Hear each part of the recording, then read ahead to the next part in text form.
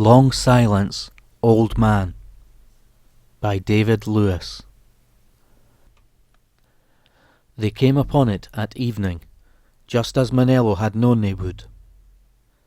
In the evening, when grey-white sand seeped orange under the tangerine sky, and sharp shafts of light spat their defiance like arrows from the cover of distant hills.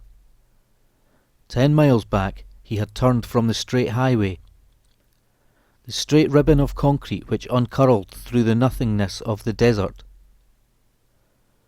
Occasionally they had passed another car, dust-filmed, heading in the other direction, for the tourist season was over, and now for 6 months only lumbering trucks would burn down the road. Manello knew, and he hated that knowledge like serpent venom searing his veins. "Why have we come?" she asked. Manello took one hand from the wheel, feeling the big car fight him as it slewed over the hold, rubble-strewn track. "Why have you brought me here?"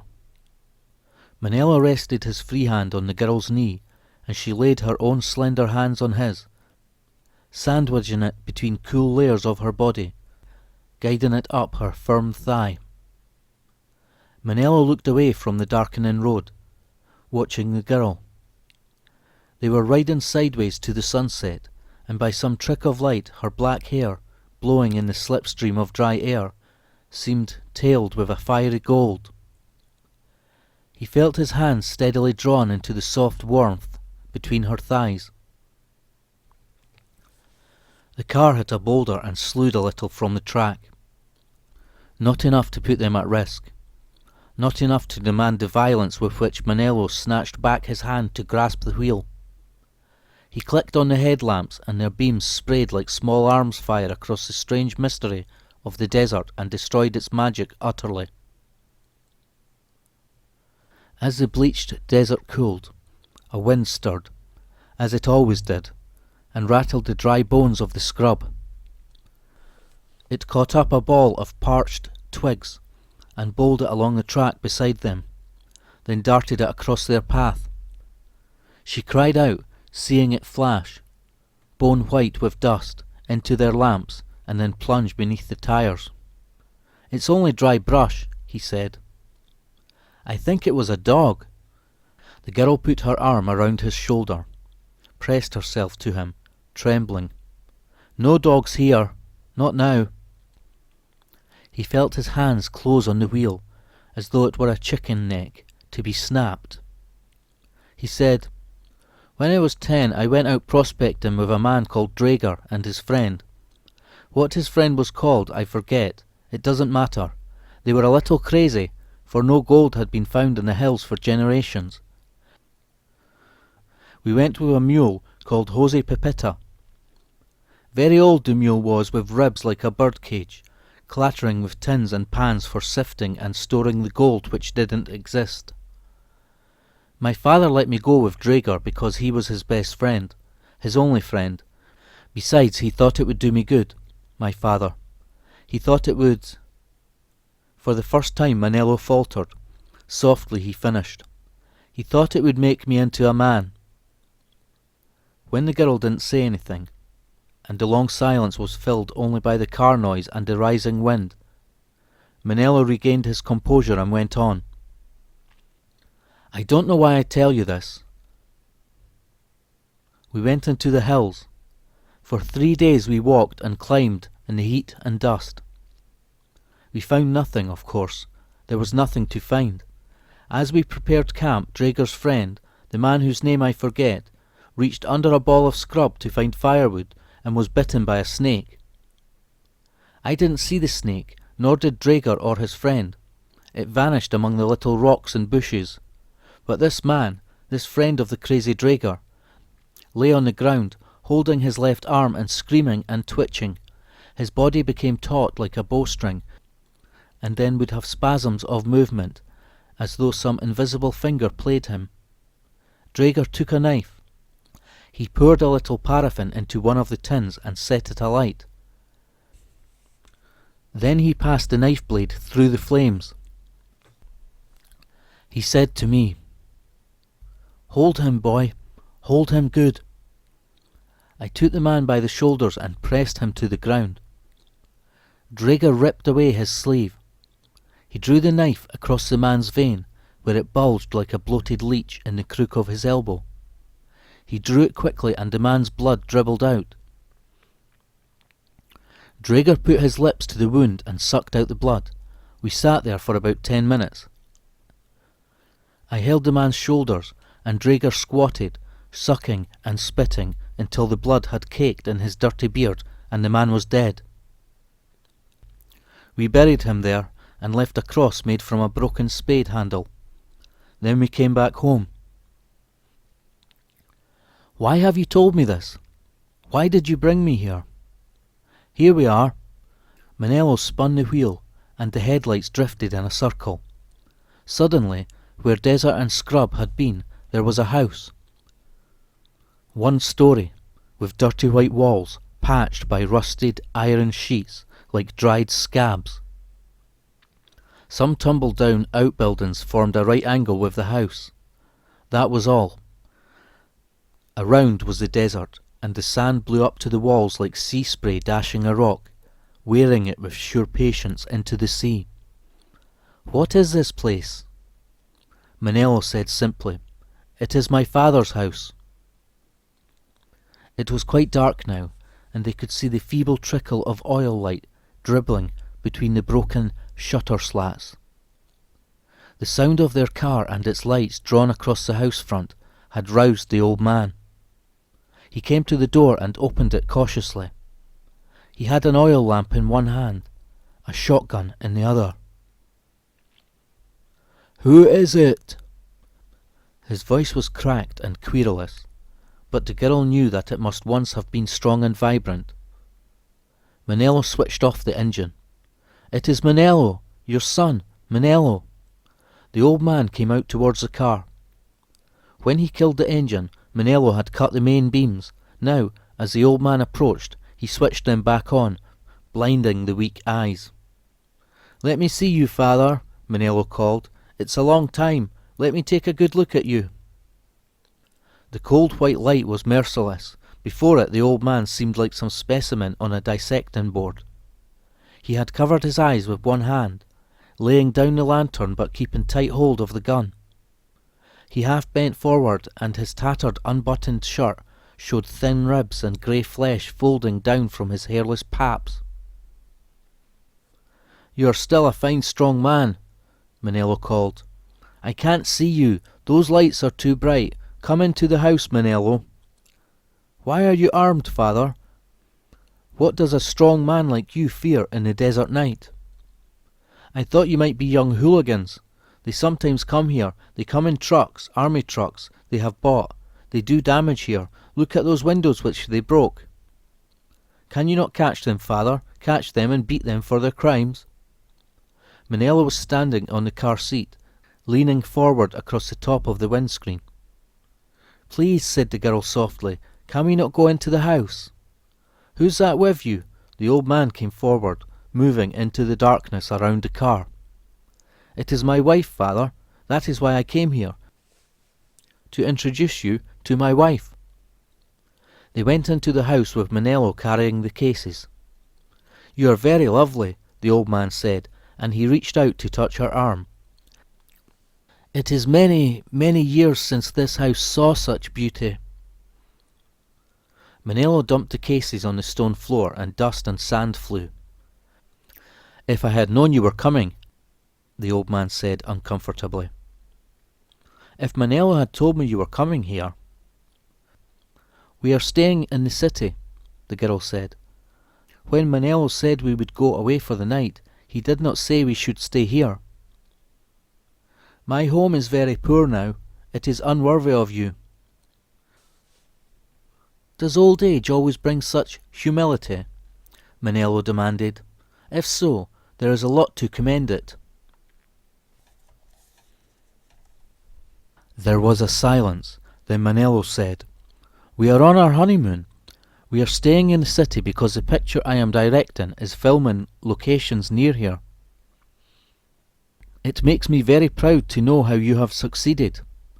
The old man took the girl by the hand and drew her towards the centre of the room. Manello was always a bright boy, headstrong, a little too soft for this life, but always clever. I knew that he would get on in the world. "What the hell happened to the lights?" Manello demanded. He moved the light switch angrily. "There is a fault in the generator. It has been like that for weeks, Manello. I am too weak in the legs to climb the tower and fix it. The wind turns the sails, but no power comes. Perhaps you would fix it for me now. It is bad being without light. This oil makes the place smell." "Perhaps I will fix it." Manello smiled quietly. "Perhaps now I am not afraid to climb the tower, father?" The old man made an awkward gesture with his hands and turned away.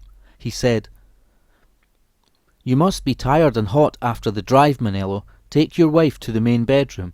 I have little food here, but I will make you a meal such as I can." Manello took up an oil lamp and handed it to the girl. He lifted the cases and they went through an arched doorway. Halfway down the passage a door stood ajar, and the girl looked in. This room was at the back of the house. The roof had fallen in, and one wall crumbled to dust. Sand had swept in and covered the floor. Alone, abandoned in the room, beneath the stark, broken beams, was a rocking horse. The girl went forward with her lantern and turned the yellow light over the toy. Its colours had been burnt out by the sun, but here and there in the carved, curled mane, and in each staring, detailed eyeball, a scrap of paint remained. She pushed the horse and it rocked slowly with clouds of dust pouring from its flanks. "It is so big," the girl said in wonder. "My mother brought it with her from the city. It had been hers since she was a child." She stooped, suddenly seeing the strange bonds which circled each of the horse's legs. "Why ropes here?" she asked. "Who would tie up a rocking horse?" "Come on," Manello said roughly. "There isn't time to stand here." They went to their rooms and the girl unpacked a case. Manello found a jug of dirt-filmed water under the wooden washstand. He tipped it into the basin. "You go first." The girl pulled off her clothes quickly and stooped over the basin. Manello watched the curve of her firm thighs. When she straightened and turned, the lamp cast a soft shadow in the deep cleft of her up-tilted breasts. "When did your father come out here?" The girl sat on the bottom of the great iron-framed bed and dried herself. "My grandfather settled here with some friends and his family. He had a large family. My father was one of 8 boys." Manello pulled off his shirt and unbuckled his belt. "They built this farmhouse and other houses. It was a prosperous community." Manello dropped his trousers and stepped out of them, aware of the girl's eyes on his body. But the young men grew tired of the quietness. They drifted off. The war came, and some were killed. My father went to the city and married my mother. Then the depression came, and he couldn't find work anymore, so he came back here." "He had many children?" "Only me. I was a great disappointment to him. My mother died bringing me into this God-forsaken world, so I was a killer as well as a failure." There was no bitterness in his voice. He finished washing and came back to the bed. "Why did you bring me here?" she asked. Then after a moment, "Was it because of last night?" Manello turned his head away. She reached out and stroked his shoulder, letting her hand smooth down the fair hair which curled on the nape of his neck. "Are you ashamed? There's no cause for shame, Manello." She turned his face towards hers, tracing the shape of his lips with her fingers. She tried to draw him closer, but he resisted. "There is no cause for shame," she repeated gently. "You are my husband." "In name, in law. My father is right. I am a half-man." "That is not true." She drew him down beside her, rubbing her body against his. "Please," Manello said softly, "not yet." They returned to the living room to find that the old man had set the table and heated some thick vegetable soup. Manello was sullen and silent. The girl, as though to make up for it, chattered loudly. She complimented the old man on the pretty china. "It was my wife's. She brought it with her from the city. Her family was wealthy. It was a good catch for me to marry a woman so beautiful and rich. All my friends said what a good catch I had made. But her family lost everything during the 30s. That rocking horse was hers. I saw it when we went to our room. It was a lovely thing, hand-carved, you know, hand-painted in bright colours. She had it especially sent from the city. It must have cost a fortune to send it all the way out here, but she had money. Her family was rich." He sucked greedily at the soup, and the greasy liquid dribbled down his chin and neck. "When I can afford the paint, I shall redecorate it as it was." "That would be nice," the girl said. "It's all I have to remind me of her. She was very lovely. It's a pity you didn't have a little girl to—" The words, the bright unthinking flow of words, halted in confusion. Timidly she finished. "To play with it." "Oh, but I used to play on it," Manello said suddenly. "My father invented a very special game for little boys to play on the rocking horse. Do you remember, father?" "It was a long time ago. I forget things." The old man's voice was peevish. "Surely not so long. 10 years since we last played together with the rocking horse, father." "I tell you I don't remember. Is that why you came here? To fight with me?" "Fight with you? Your half-man's son? A strong man like you, and a half-man?" "What is it?" the girl asked urgently. She looked from one to the other. "My father made that rocking horse into a whipping post," Manello said. "That is why there are ropes on the feet, to bind my wrists and ankles when he beat me. And he beat me many times, my father. It was for your own good. You were soft, stupid as a boy. Weak things do not survive in this world. Nature kills the weak. But you weren't allowed to kill me, were you, father? I loved you." The old man looked appealingly at the girl. "You understand that. I only did it because I loved him." "And Margaret, was that for love too?"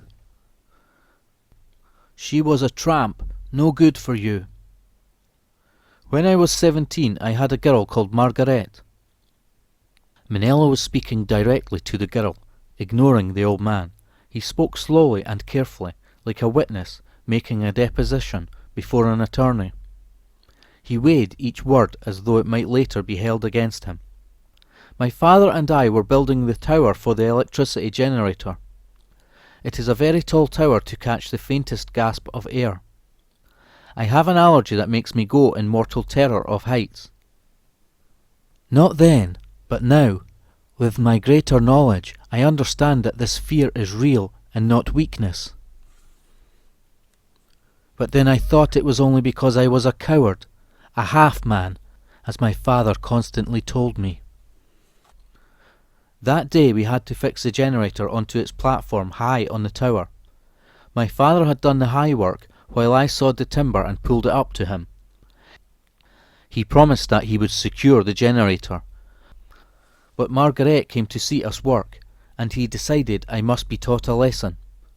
Before my girl, he ordered me to climb the tower and work on the platform. I tried. I climbed a little way, a few yards up, then the terror overcame me, and I could go neither up nor back. He stood there cursing me, shouting that I was a coward, threatening that unless I did as he ordered, he would beat me. I could not go up, you understand. No threat or promise on this earth could have made me. Somehow I struggled back to the ground. My fear was so great that I could not move. I was trembling and covered in sweat, my legs numb and useless. He grasped me by one arm, and shouting and jeering, pulled me to the house. He called for Margaret to follow, to see my disgrace. When we were all in the room where that horse stood, he locked the door. Then, before my girl, he stripped me naked, and bound me to the legs, and beat me until in fear and pain and disgrace my bladder opened, and I fouled myself before them. That is what he did to me. Manello pushed his chair away from the table. The old man's gun lay on the sideboard. He picked it up and swung the barrels towards his father. "Get up," he ordered. The old man clung to the table edge. "Manello, it was for love. Get to your feet." "Will you kill your own father?" Manello didn't bother to reply. To the girl he said, "Take the lantern and go to the room with the rocking horse." Manello pushed the gun against the old man's cheek. Trembling, his father rose and followed the girl. The rocking horse stood cold white under the risen moon. It might have been carved of ivory or bone. It might have lain fish-pecked beneath the sea for a millennium. So pure and clean the timber seemed. Their feet stirred the fine sand, and it seeped into Manello's shoes. "Remove your clothes." The old man looked at his son and at the girl. He started to cry, the sobs sounding dry in his husk of throat. "Hurry!" Hands trembling, he unbuttoned his shirt and pulled it off.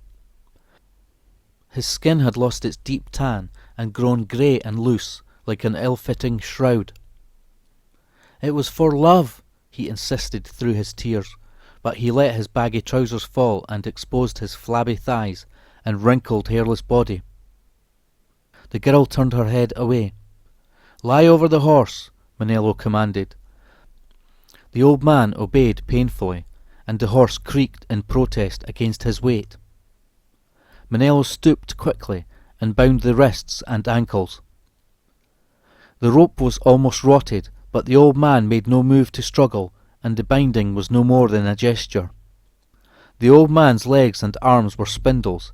His backbone jutted through the painfully thin flesh like a partly submerged reef.